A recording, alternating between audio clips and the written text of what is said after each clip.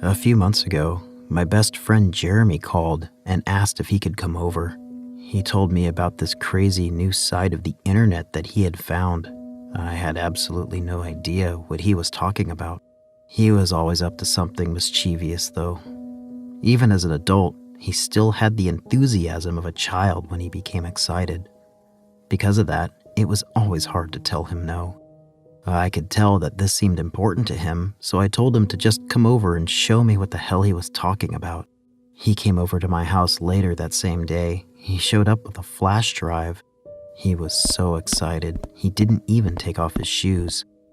He ran over to my already open laptop that was sitting on my living room table and immediately plugged the flash drive in. He had that obnoxious smile across his face. It was the smile he made when we were kids. The same taunting grin he made right before we were about to do something our parents would be furious about. So much for saying hello. You really should knock first. What if I was naked? My voice was playful. Shut up and come sit down. Oh, and I'm sorry for just barging in like that, he said just as playfully. Whatever. You're definitely not sorry. I'm going to go make us some tea, and I'll be right out, I smiled as I walked away. Around 10 minutes later, I came back in with 2 mugs full of freshly brewed tea. I sat the tea down on the table in front of my couch and sat down next to Jeremy. I looked over at my laptop, my eyes immediately fixated on the screen. The flash drive contained a whole different operating system. I watched my laptop boot up and start running an operating system I had never even seen before. My eyes then shot their gaze at Jeremy. What the hell is this? Is this going to mess up my computer? You know I can't afford another one if this breaks. Most importantly, I need it for school. All of my schoolwork is on here. My voice was sharp, but before I could finish talking, he cut me off. You worry too much. Just relax. I tested it out on my computer and everything went fine. Just wait for it to boot up. Your computer will return to normal once I power it down and remove the flash drive.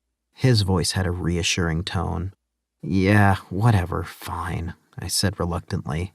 After about 10 more minutes of us just sitting there watching this foreign operating system load, it finally finished. The home screen was a solid shade of blue and there were only 2 icons. One was a web browser.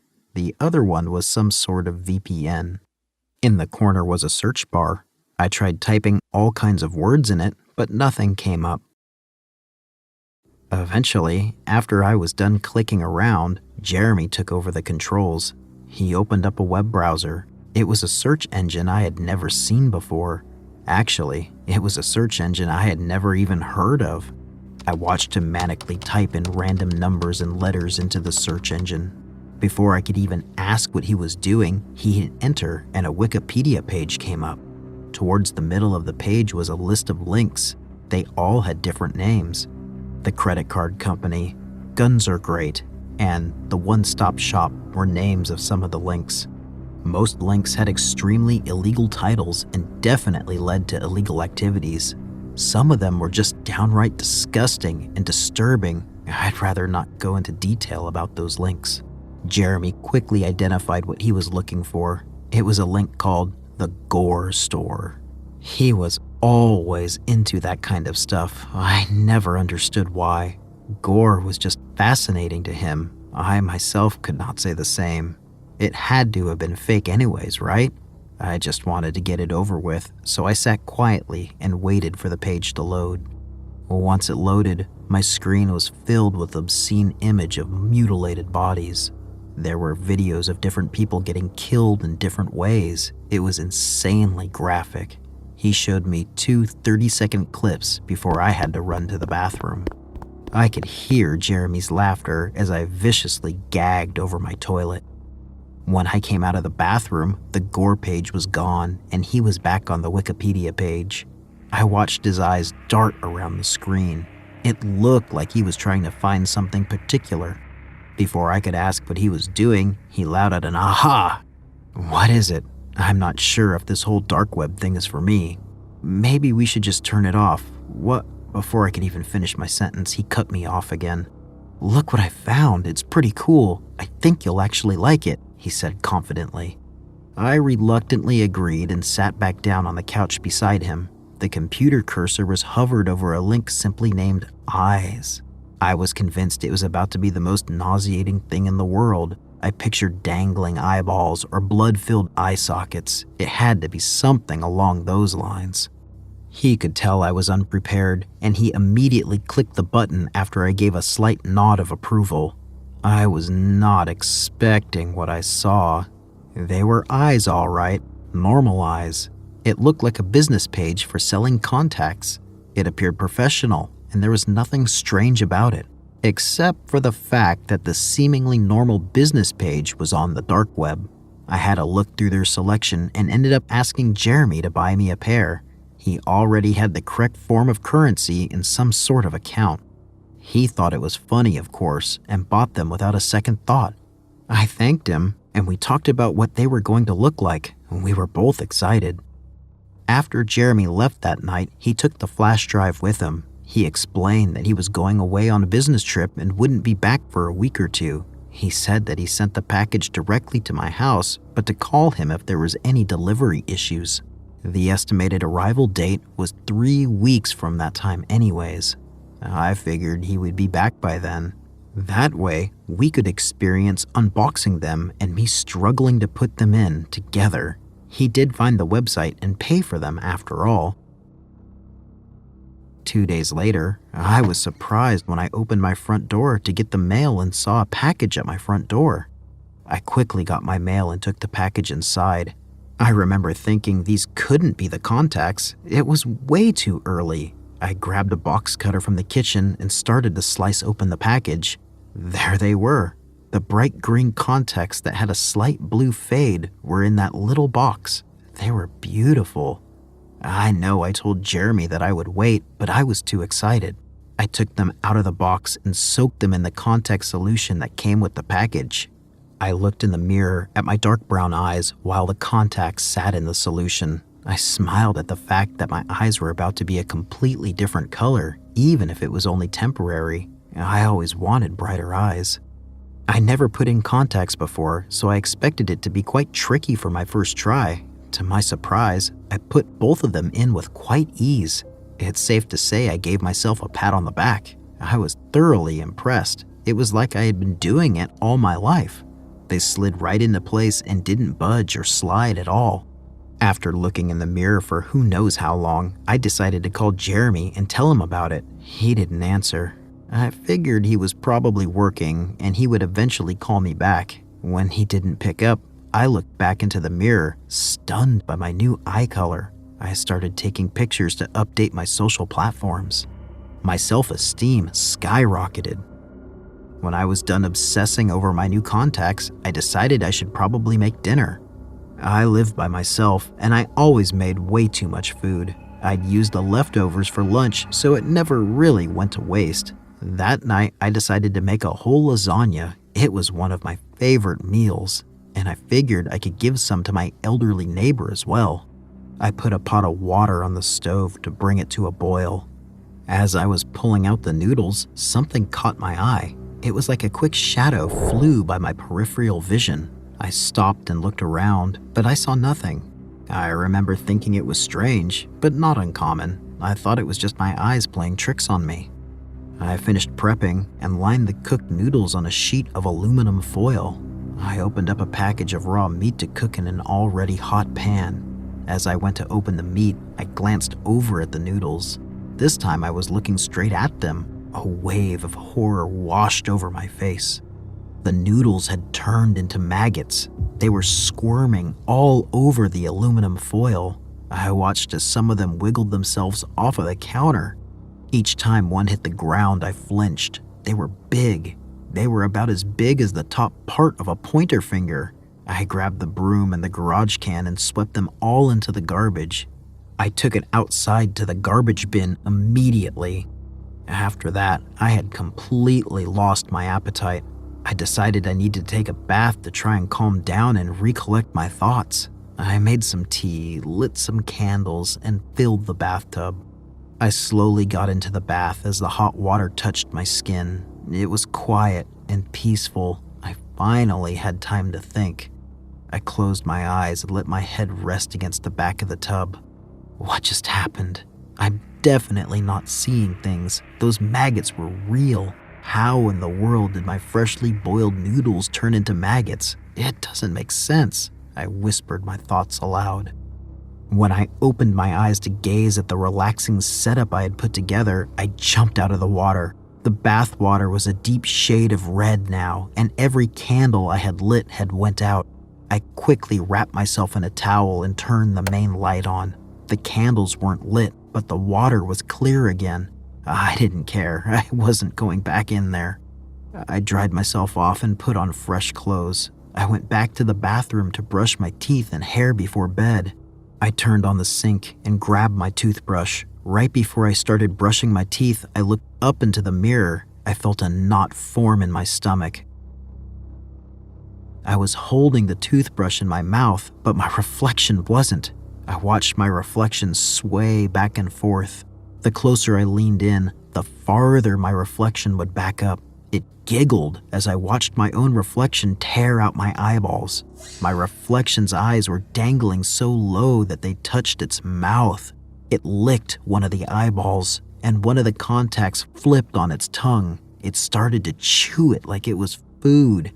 Each chew sounded like a broken piece of plastic. I watched blood start to fall from my reflection's eyes.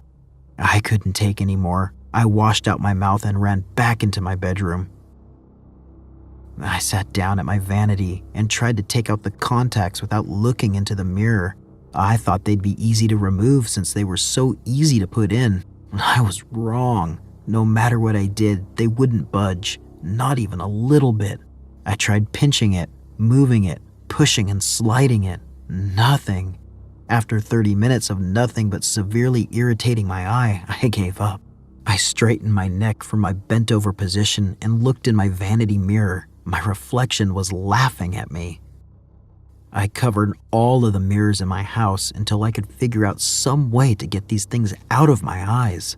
They were a pretty natural color, so if I went out in public, nobody would even notice I had contacts stuck in my eyes.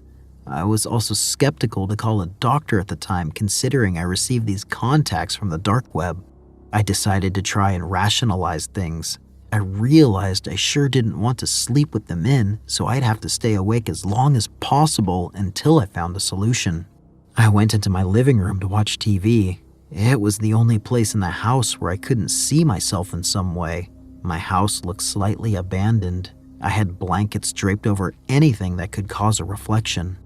I leaned forward to grab the remote, which had fallen on the floor. Upon picking it up, I felt a sharp pain throughout my entire hand. I immediately dropped the remote and looked at my aching palm. Every inch of my hand was riddled in cuts. I watched the blood drip from my hand onto the floor.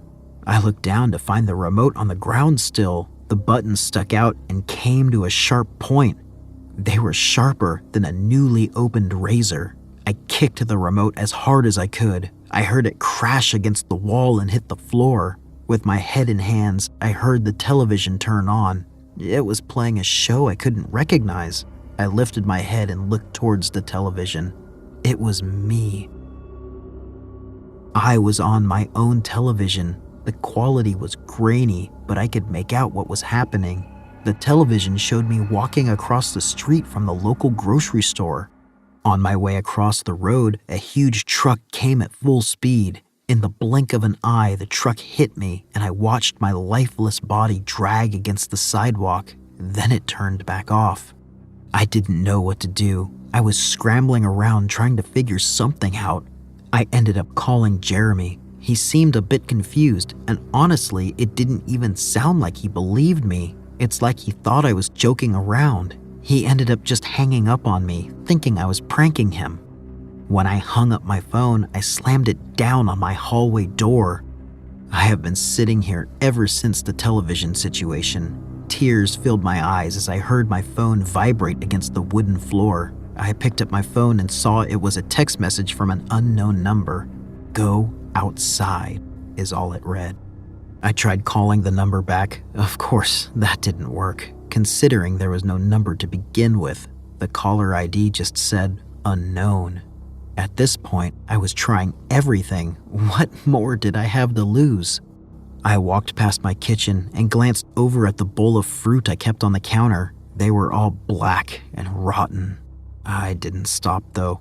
I just wanted to make it to my front door. I didn't plan on actually fully going outside, but a peek wouldn't hurt. At least that's what I thought.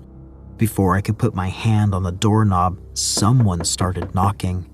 Package delivery. The voice was deep and foreign. I opened up my door just a tad, and there stood the delivery man. His eyes were wide, really wide. They looked dry, like he hadn't blinked in hours. He had slash wounds across his entire face and down his neck. He was incredibly lanky and tall. He reached out his arms to me to hand me the package, and I realized he was missing 6 fingers. The wounds looked incredibly fresh. Blood soiled the entire box. "Just leave it, I'll get it," I said quickly. I slammed the door in his face and locked every single door in my house that led to the outside. Once I was sure he was gone, I quickly grabbed the package and pulled it in the house. Everything around me was slowly decaying, even the people outside. I eventually made my way back to my room. My stairs were now littered with nails sticking directly upwards. I tried to avoid as many as I could, but I still stabbed the bottom of my feet multiple times. There were countless bloody holes in my feet. I left a crimson trail wherever I walked. I walked into the bathroom that was connected to the bedroom once more. I pulled off the cover and looked at myself again. This time, my reflection was still laughing, but pieces of flesh dangled from different areas of my face. My neck was snapped, and I had a noose around my neck. My tongue salivated black-looking tar, and my eyes were now completely hollowed out. I haven't slept in 3 days. I'm afraid to go to sleep. What if I wake up and my entire house is embedded in barbed wire? What if my floor is completely made out of shards of glass? What if everything around me turns into an ultimate death trap? I'm absolutely terrified. I'm not taking any chances, especially since I brought the box inside. I ended up opening it. There was another box inside. This box was slightly cleaner, but had a message scratched along the top. It was barely legible, but it read, "Open to find out when your untimely demise will fall upon you. Clock's ticking." Again, I figured I had nothing to lose, so I opened the second box. This time the box contained a handwritten note. "Not all eyes are meant to be a prize. The contacts you contain will show you the other side. You can live with this vision or choose your demise. I left you a gift, now you can decide." I've been sitting here for hours now. All of my food is maggot-infested and moldy. I need to go to the grocery store, but I keep looking at the gift that sat below the note. I never really thought this would be an appropriate gift for anyone, but I can't help but gaze at this already tied noose. I knew going on the dark web was a bad idea.